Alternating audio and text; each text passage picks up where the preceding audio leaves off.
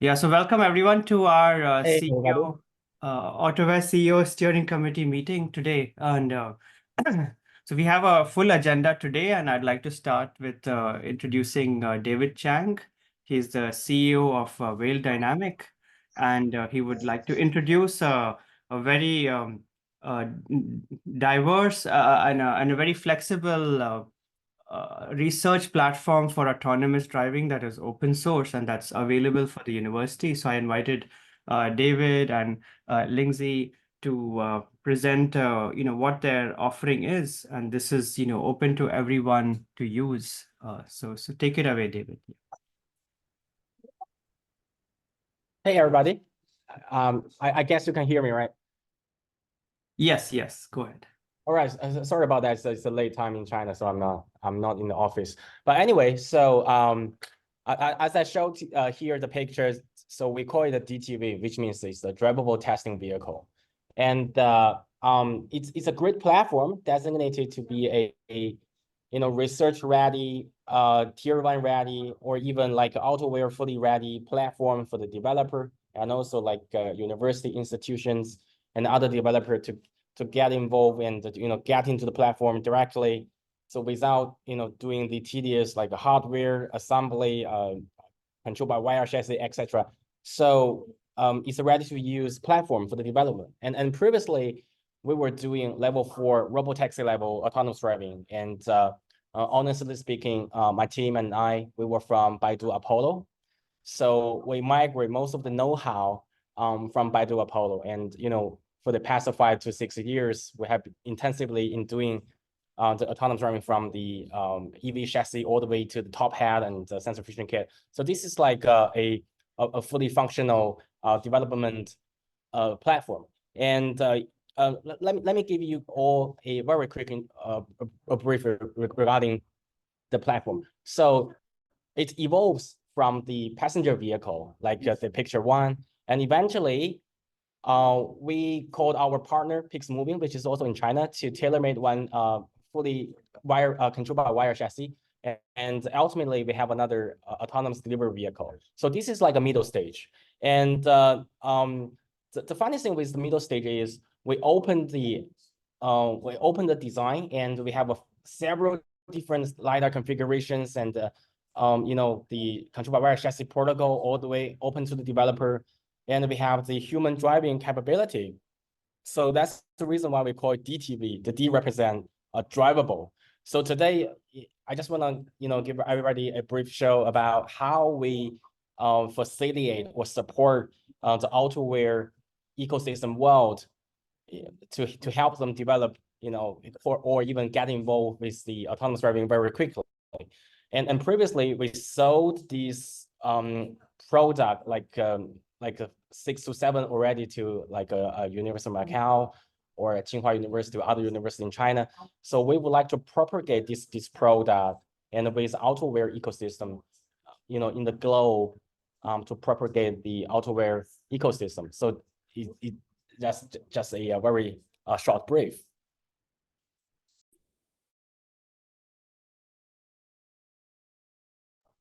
So if you have any question, just pop up to me. Yeah. And also because it's a short introduction. And so the picture shows here we have multiple kind of configuration with different LiDARs. And we wrote most of the LiDARs driver and or even a spatial temporal synchronization in the base layer of the Autoware software. So for the developer, it's not a big hurdle for them to to get involved with that thing. And secondly is we provide a full tool chain from calibration, sensing, localization, or even high definition mapping and calibration with the chassis, like the full functional tool chain to the developer. So I would like to borrow this great opportunity, also to show most of like all the professors and the friends and developer how this thing gonna facilitate and accelerate the development of Autoware ecosystem. Yeah, thank you.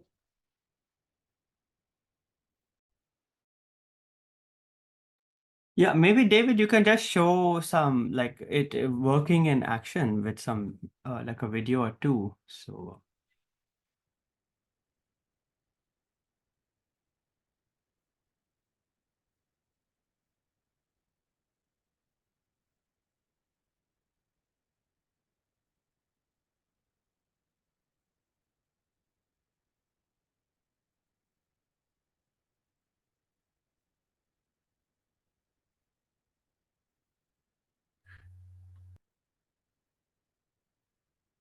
David, you're muted, FYI.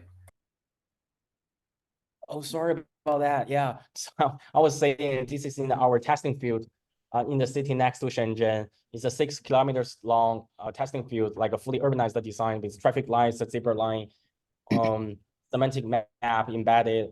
So as you can see, this vehicle is now running autonomously. And we have at least 4 ladders on this vehicle. And yeah, and it has the steering wheel, so we can have a human machine co-driving mode. Yeah. And is this a 4-wheel steering or just 2-wheel steering? Also, this one is a tailor-made chassis from Pixmovie. It's a 4-wheel side motor. Yeah. Okay, okay. Yeah, and with 2-directional steering. Yeah, this is a high-end version, and we have like a low-end version with only 2 side wheel motor and 1 steering. And what is the speed at which it's driving? Right, so we limit it to 40 kilometers per hour, and we can open the VCU to up to 80 kilometers per hour. Yeah. And the range for this configuration, like for the base configuration? It has 12 kilovolts battery power. So without a heavy person on board, it can run continuously 120 kilometers. Okay, okay, great. Yeah. So the chassis Yeah, are and all based on Pixmoving or? yeah, it's based on Pixmoving. It's Pixmoving. They call it Hook 2, Hook 2.0. But our version is like a customized version. Okay. Yeah. And here, if you can see, there's let me switch to another sharing.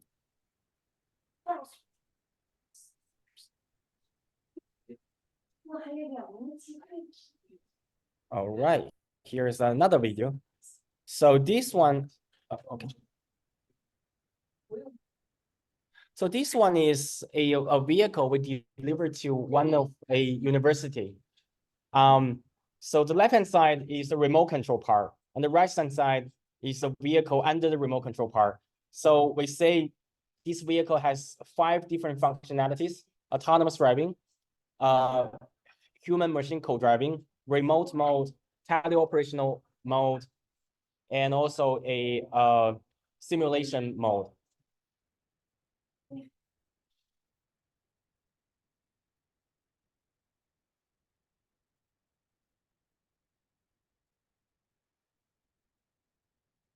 Yeah, and I have some other very interesting videos to show to you guys. Right, here is another.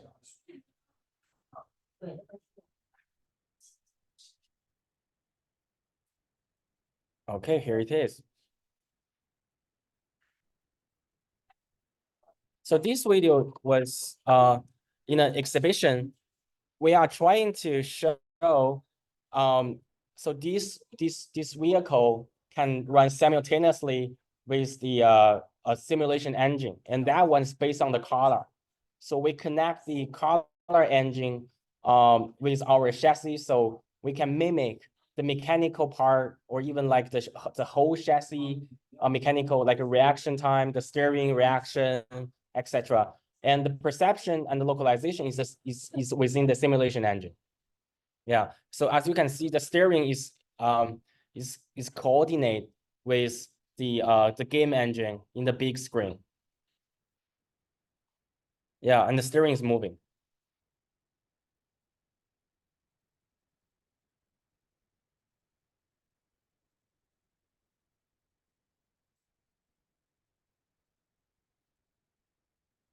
Yeah.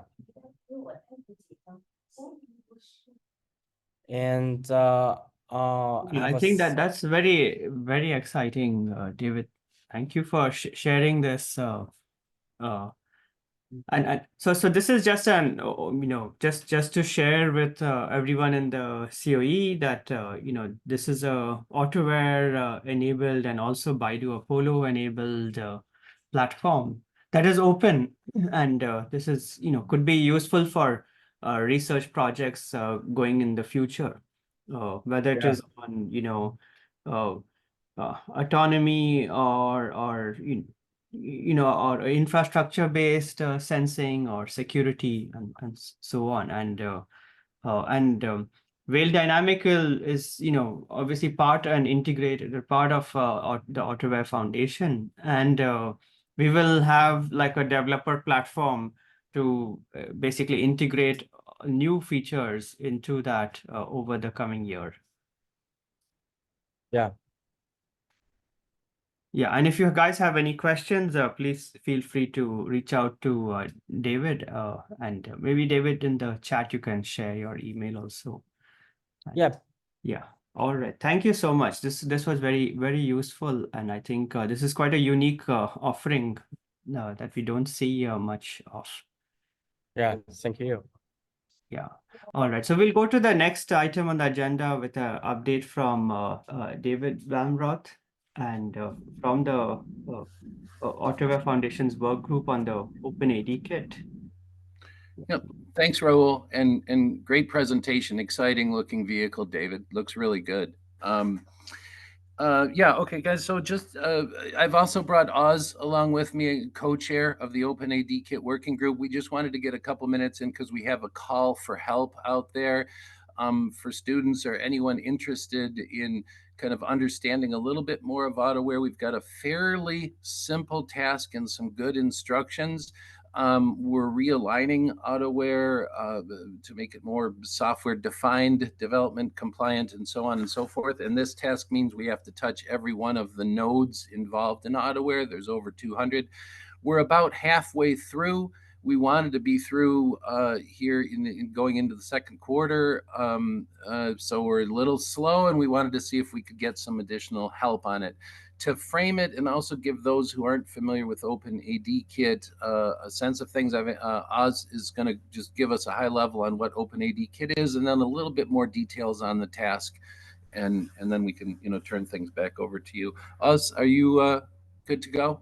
Yep. Hello, everyone. So thank you for this chance to introduce this call for volunteer. So let me share my screen to show you guys the. Actually, I couldn't share my screen. Yeah. Try now. Okay. Thank you. No, it's fine. Okay. So yeah, this is the kind of overview of the OpenAD Kit working group. So we are intersecting with the reference design working group and some other working groups as well. So actually, the main aim for this working group is to provide modular workloads to make Autoware more modular to use, and also make it more easier for developers to maintain their own stacks, be it perception, planning, or control. And also its aim also to make it more easier to deploy Autoware workloads more easily on different platforms as well. So we are aiming to become platform agnostic. So for this, we are providing ARM and also x86 based containers for Autoware workloads. So this is kind of the overview of OpenAD Kit.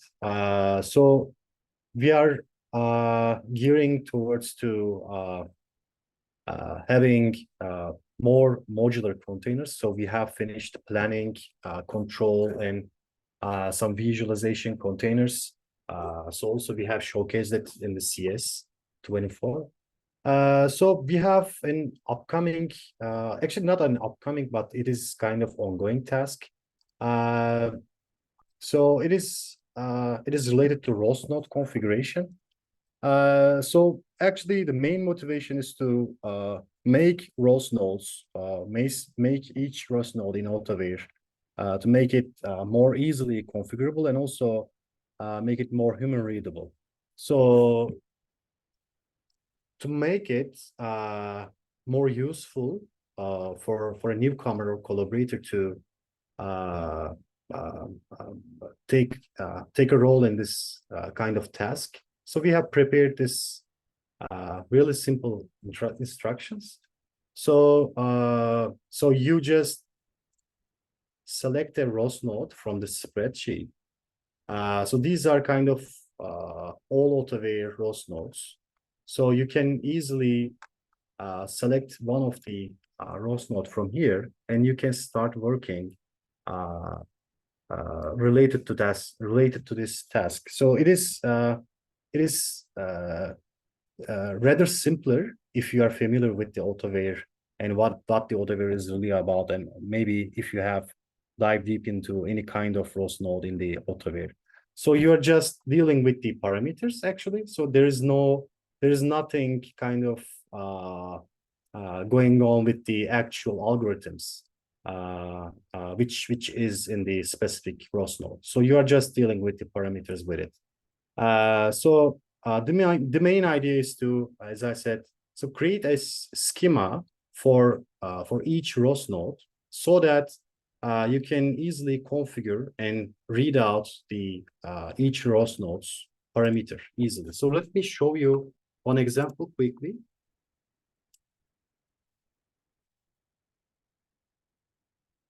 Okay, so this is a PR related to this task. So as you can see, we are just introducing a schema, JSON schema.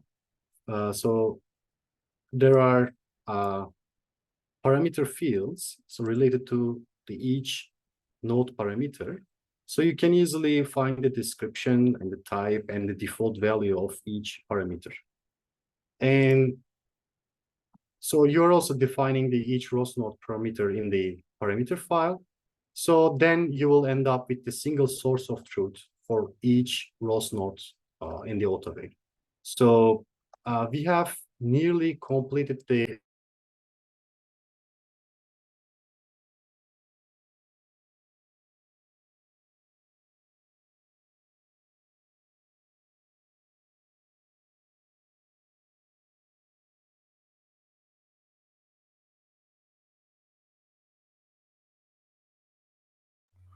Oz, did your audio go out? okay. You're good. You're good. Okay. By the way, have you seen my screen right now? Yes. Yes, yes. Okay. So am I audible right now? Yeah, no problem. Okay. So yeah, anyone who might be interested, so so you can contact us, guys. So both Oz, me, and David and Casper. So you can find the emails, and also you can contact us from Discord channel of OpenADKit. So yeah, this is the kind of call for volunteers for everyone. So who might be interested in working in the Autoware and maybe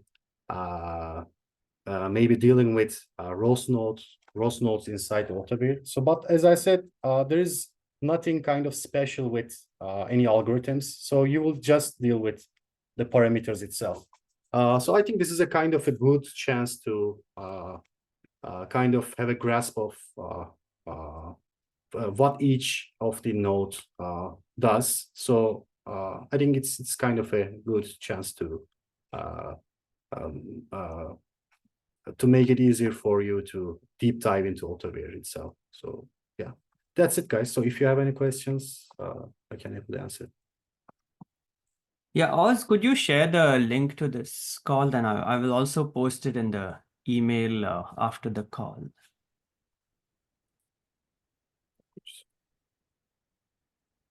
Yeah, so as Oz and David mentioned, this is, I think a very low effort way of, having people in our teams to get involved in Autoware.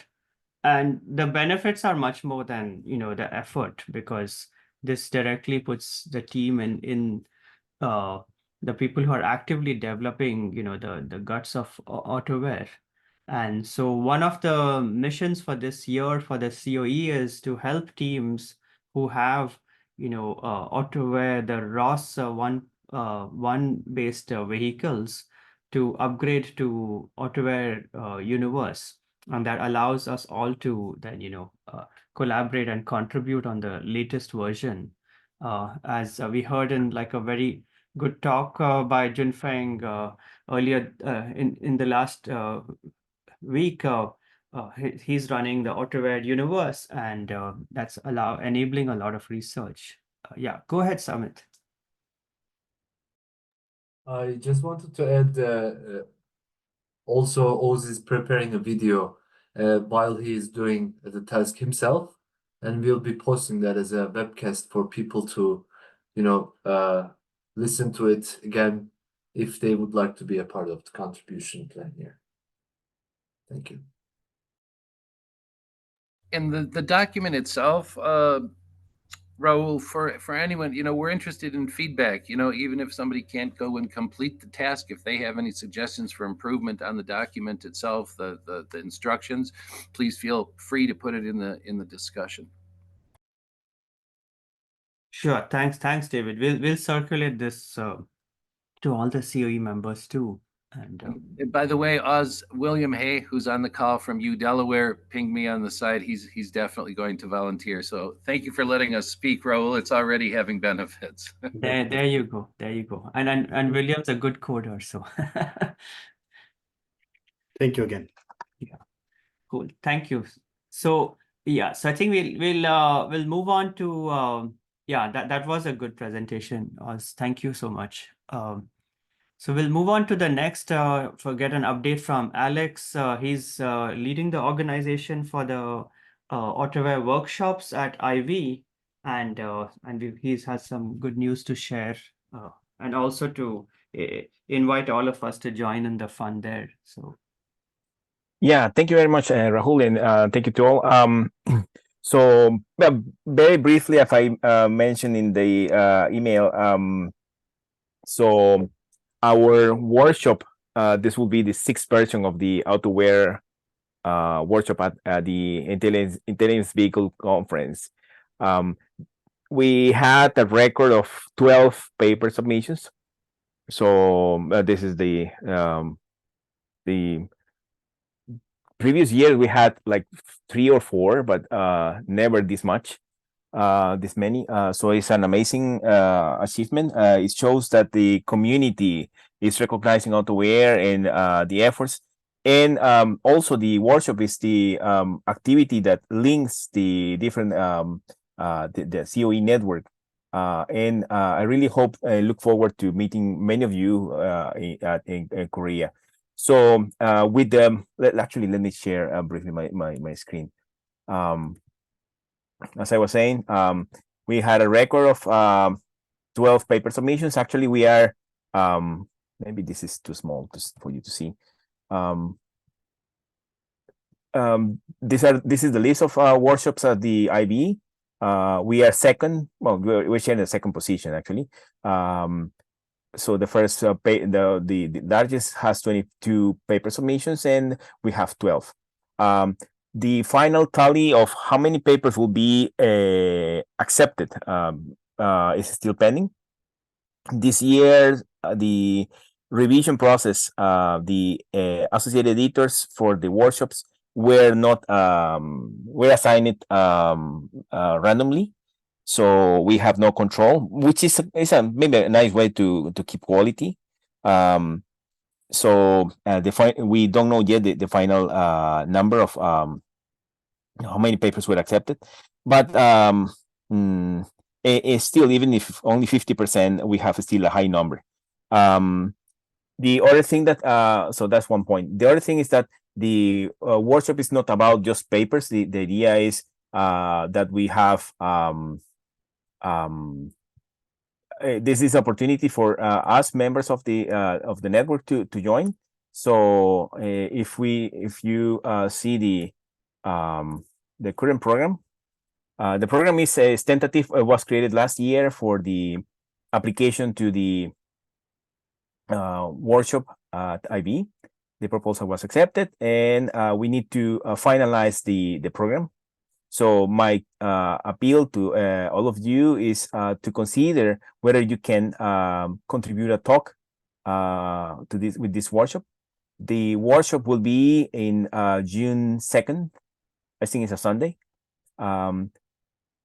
Different from other versions of IB, this time in Korea, they encourage participants also to join online. So if you cannot come to Korea to IB and still you want to contribute your presentation, you're welcome to join. We have to create the Zoom link and everything later. Then what I wanted to say is that tentatively, last year I included many of you as potential speakers. So there's a list of potential speakers. Many of you may not be there. But again, this is based on last year's update of the CoE. If you, I would like just to start asking maybe via email whether you can contribute a talk, and what will be the title, and yeah, basically that will help us to define the final schedule. So again, the schedule is, this is a full day workshop. Usually we have an opening by several others by the foundation, and after that we have the CoE talks and the invited and the IB24 papers and so on. So we can rearrange the timetable and everything to suit your availability. So I will be troubling you again repeatedly over email to ask who is available to make a presentation and what will be the topic, so we can finalize this agenda. So yeah, that's all for me. Thank you. Thanks, Alex. So I guess Alex is being very polite. I think he's basically inviting, this is all of us, and this is really an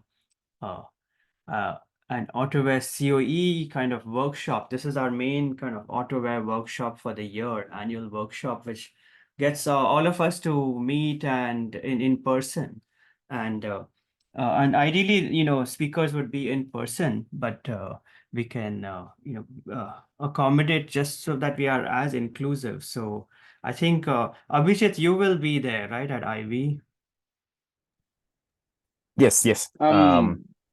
Many of us will be there. Yeah. So I think whoever is I will send out like an official invitation to everyone, but I think please treat this as a very personal invitation to everyone to let us know if you will be at IB and you would want to talk, and this is a great opportunity for us to build our community and meet in person.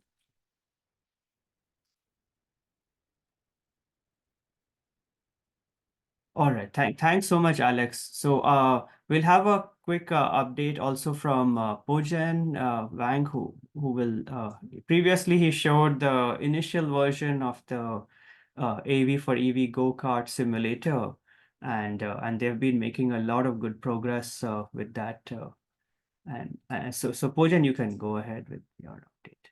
Oh yeah, thank you, Rahul. So last month I gave like a overview of our work on the simulator. So we started building this digital twin of the Pennovation environment at UPenn, and we also started building the 3D models of our go-kart, and then we are now trying to integrate everything into a simulator called SodaSim.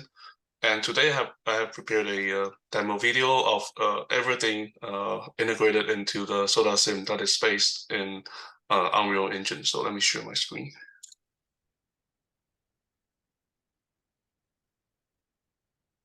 Hey, can you guys see my screen? Okay, so this is the simulator of our go-kart running in the Pennovation environment. So now the go-kart is actually it is driving on the sidewalk of the Pennovation environment. So this open door, that is actually where the Autoware lab is located in the Pennovation center. So now we just drive to this is the front of the Pennovation building. So this is the area that we usually test the vehicle, test our go-kart in real life. So we usually just we will record a trajectory in this open area, and then we will do a peer pursuit to follow this trajectory. So now we are just doing some we're just manually control the go-kart to drive in front of this Pennovation building.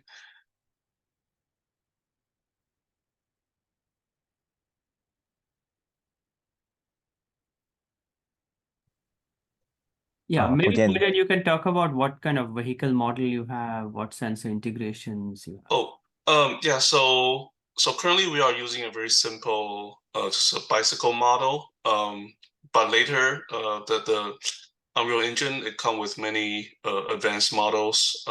Some has like over 50 parameters that we can tune. And currently we have integrated a 3D LiDAR and then a camera for the sensor. And then in this demo video, I just I cancel the simulation, and then I'm just like flying around in this environment just to show what we have created in this environment. So we also model these parking lots that later we can use them to like test some parking maneuvers. And yeah, so there are 3 large parking lots surrounding this Pennovation building. Yeah, I think that's the end of the demo video. Maybe I can start again. Hi, may I ask? Mhm. You mentioned this is based on Unreal Engine, right?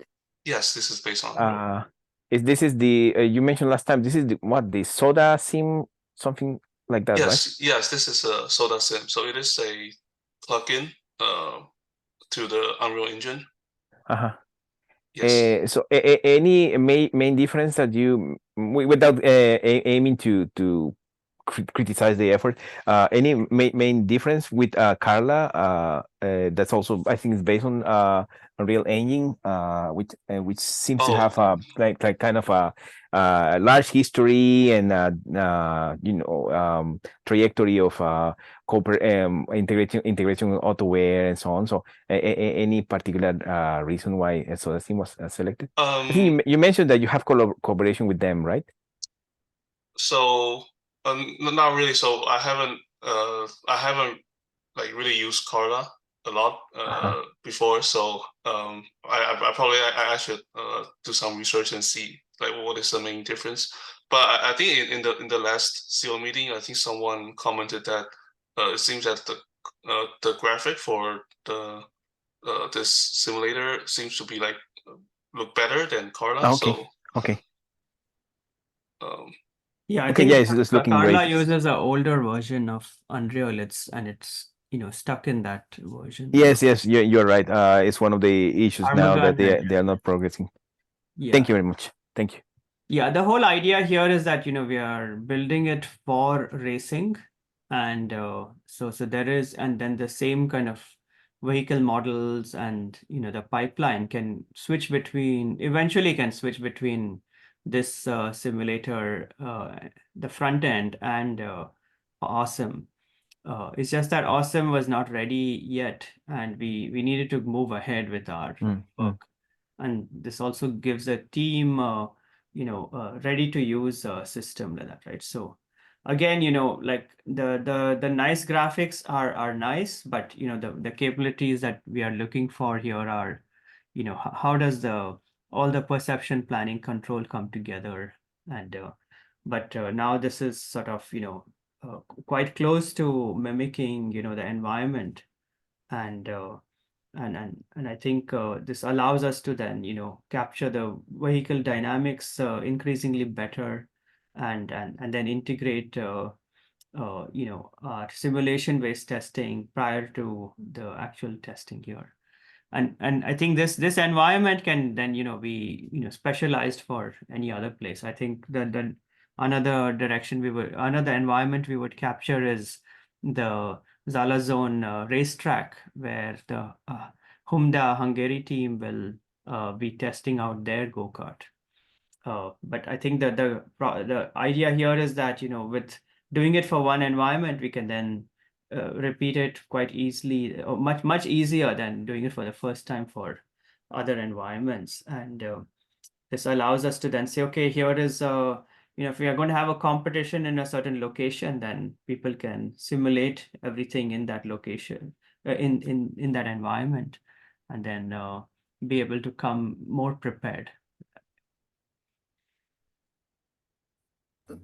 Pojen, how long, I mean, as I've said, for anyone I've had the pleasure of being at this facility, and the rendering is phenomenal. It's not actually at 20,000 feet in the clouds in the mountains.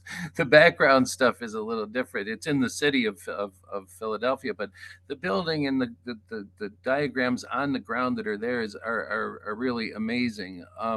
Pojen, how long did this take in terms of hours to create this whole environment?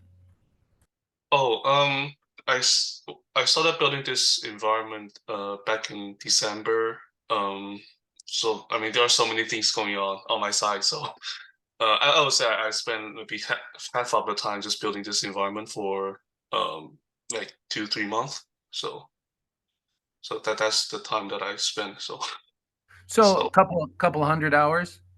probably not 100. So I maybe spend 20 hours a week.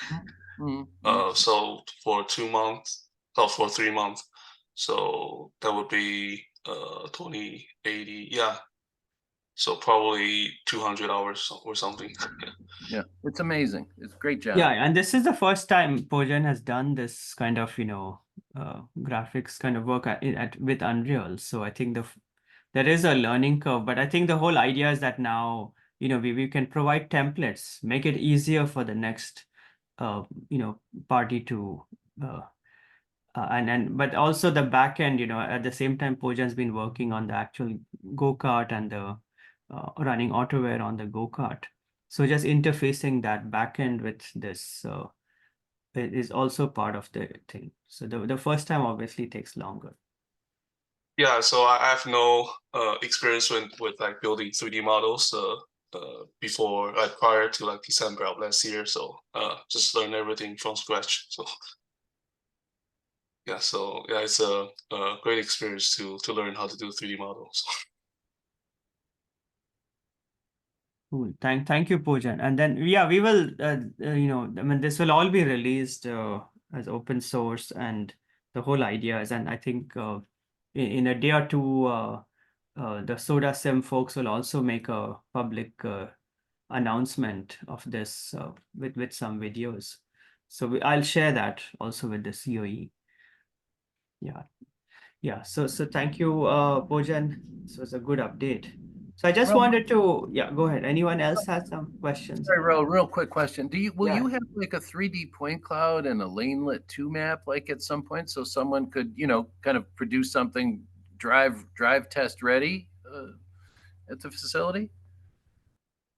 Do you mean like in the real life or in this environment, like simulator environment?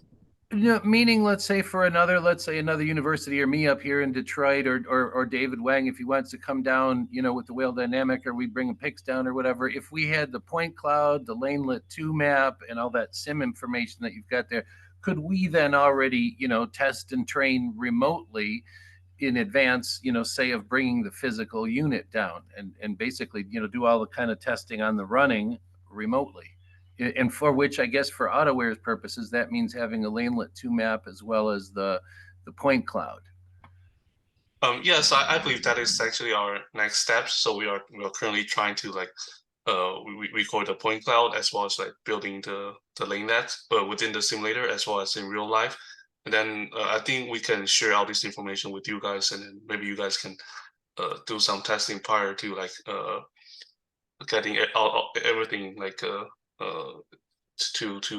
Pennovation. So and I think there's some synergy there with William Hayes' work again at U Delaware, right up the street from you guys. So yeah, that's cool. Okay, thanks, Ro. Thanks, Pojan.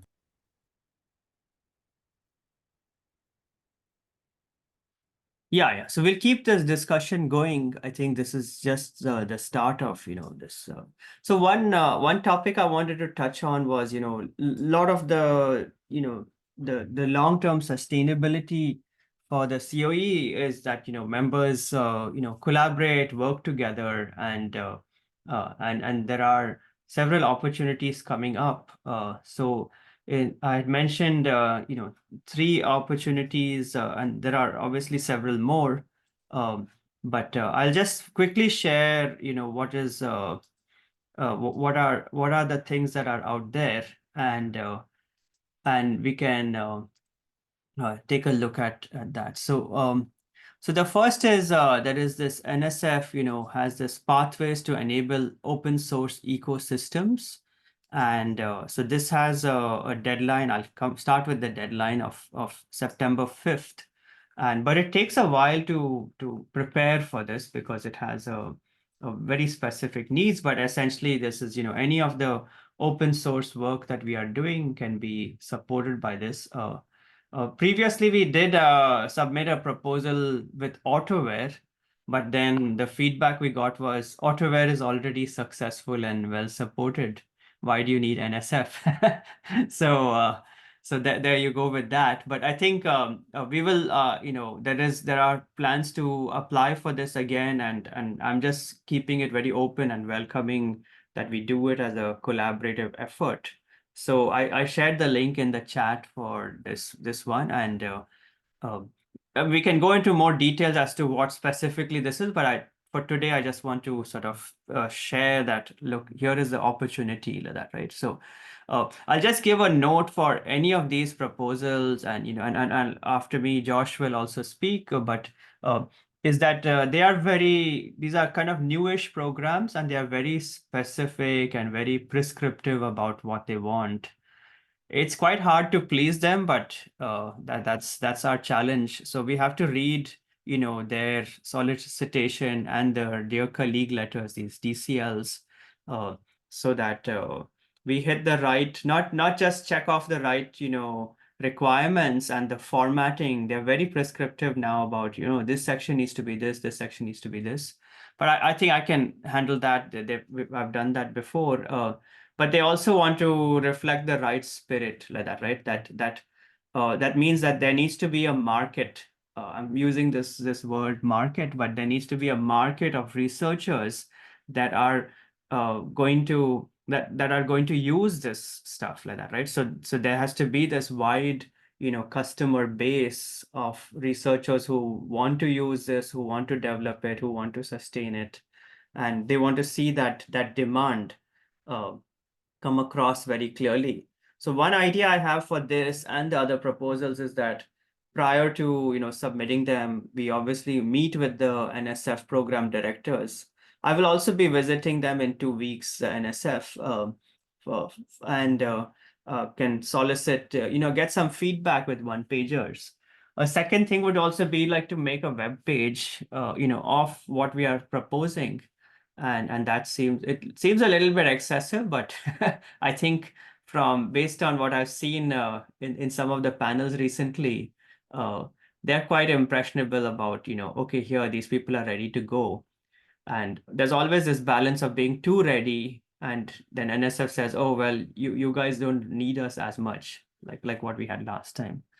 A second one that, and I'll let Josh talk about this after I finish, is there's this NSF CIRC. So we have a small, I guess a medium version of this with the NSF CCRI that is concluding this year for the F110th, and we're invited to submit, for a grand large scale one for the next round. But then Josh also has submitted one, and so this is basically a good forum for a lot of the collaborative work that we are doing here, and it has several sizes of awards all the way from, I think, 750K to 5 million. Obviously, 5 million is very challenging. The feedback I got from the program directors on this was that you need to show like fundamentally good research is coming out of this, and there is a lot of research that will be then produced building off this. So they want to see the research value of this in addition to how well it is organized. But I think that was his bottom line. And then the last one, this is a very, very ambitious one. It's called the mid-scale R2. And oh yeah, before I switch to that, this has a deadline of uh, September 13th. So this is the first one was September 5th. This is September 13th. They're all like around the same time. And then this third one is called NSF Mid-Scale Research Infrastructure 2. And this deadline is also around that time, but it has 2 stages that you have to have a letter of intent, and they reject a lot of people at that. But this has like a crazy budget, right? This goes up to, $100 million like that, right? So this is the largest scale.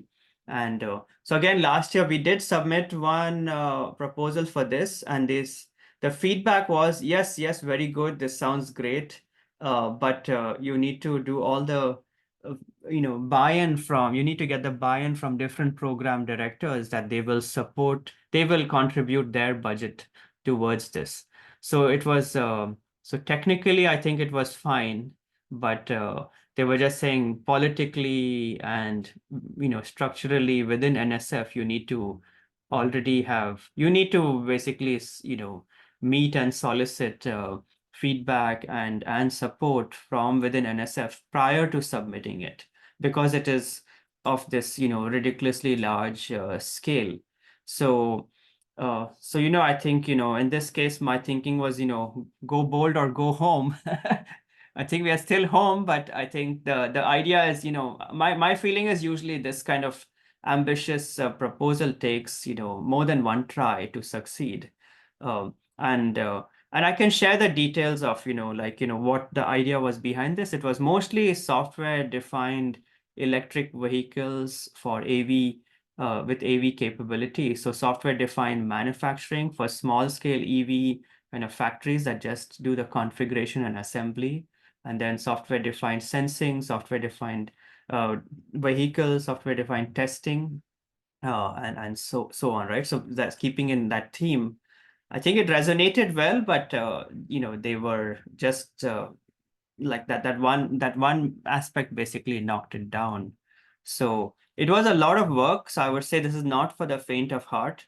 Like they have this PEP, which is a project execution plan, which was more than 150 pages of some very like prescriptive document on how will you manage this project and the budgets and so on.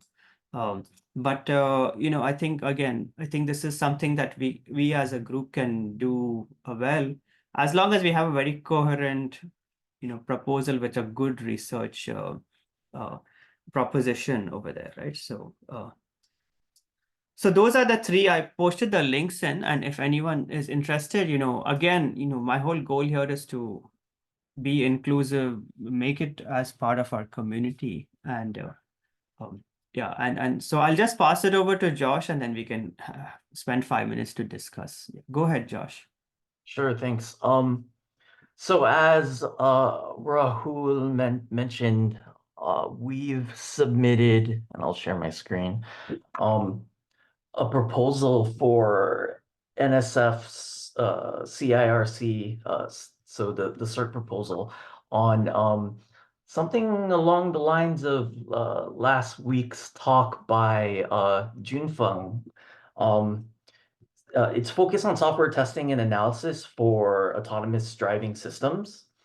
And so here's the title of what we're targeting specifically here. And the idea here is that a lot of the, and I think maybe this is a good figure to focus on, a lot of the research that focuses on software testing and analysis, so that includes bug fixing, figuring out where the faults are, they're not really replicable or reproducible. And so in the past, I've been on some teams that have been successful getting planning and basically medium-sized grants for CERC back when it was called CRI. So that was even before it was called CCRI. And what we found is that a lot of these tools are just very hard for people to pull down, reuse, and some of the tools are listed here. Some of them are from us, and most of these tools here are quite biased towards software engineering research venues. But we've been able to transfer our tools onto Autoware. We've studied Apollo a lot to a significant extent. And I know there's it doesn't show Awesome here, for example, or some of the other simulators that I know some of you are working on, but we'd love to include and test those. And the ultimate idea is maybe through a cloud-based infrastructure, for example, to ease the reuse and replicability and reusability of all the different tools and data sets out there. And so this proposal is actually, we're nearing 7 months. So hopefully we'll be hearing back soon and it'll be positive. We're targeting just a little planning grant to start with, but that's worked out well for us, at least in the past, and hopefully we'll be able to do something that can really help with the Autoware Setters of Excellence goal of easing the use and increasing the adoption of Autoware, but we're hoping to bring in as many tools as possible for that.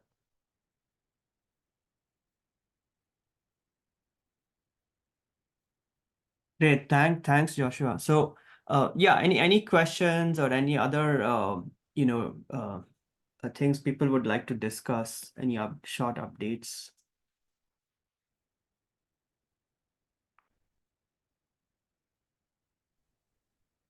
Yeah, just one note, like all of these proposals, they have a very heavy international component, in them. And I think they want to see that the reach is, beyond just the US. So this includes like all CoE member countries. Yeah.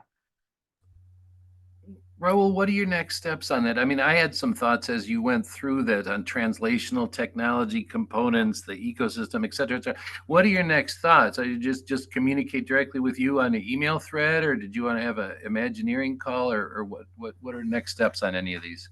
Yeah, actually, that's a good suggestion, David. I did not think of that. Maybe we can have a follow-on call just to discuss this topic, and whoever from the CE wants to join in can join in to that. Rather than just having a private discussion, I just want to again keep it open for everyone here because our value is, how we work together.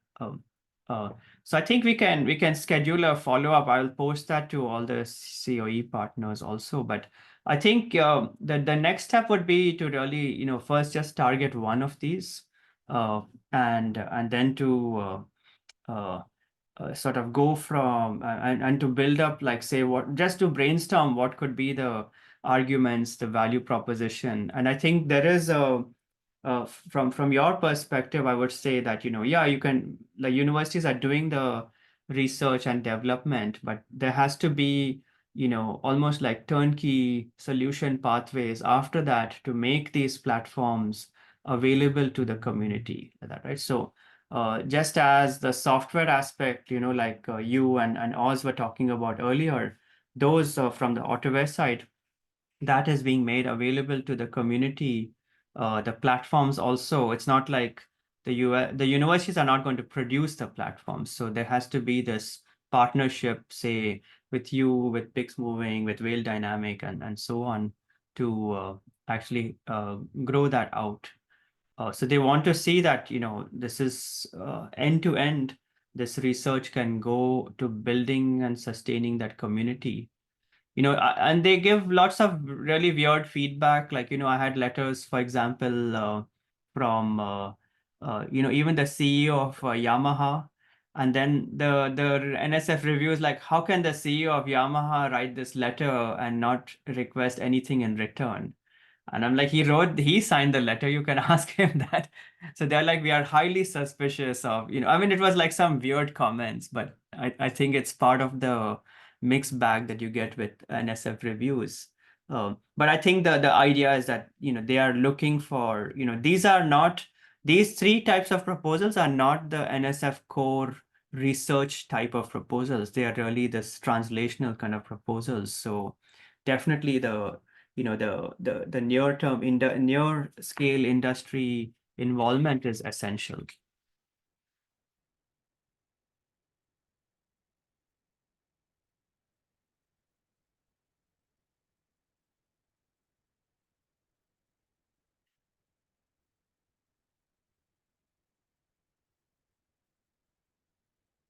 All right, so I think that brings us to the end of the hour, and then we'll have a follow-up on this specific thread, and but feel free to reach out, and then I think Alex has also shared the Japan science and technology, and I think those are those are also other opportunities that we would work towards, and then I think the idea is that as we go forward, we can work together on one or more of these opportunities. So cool. All right, thank you very much, everyone, and this brings us to the end of our CoE steering committee meeting, and wish you a good week ahead. Thanks, Rahul. Thanks, everyone. Bye-bye. Yeah, thanks, Rahul. Take care, all. Bye. Thank you, Thank Professor. you. Thank you. Bye. Bye.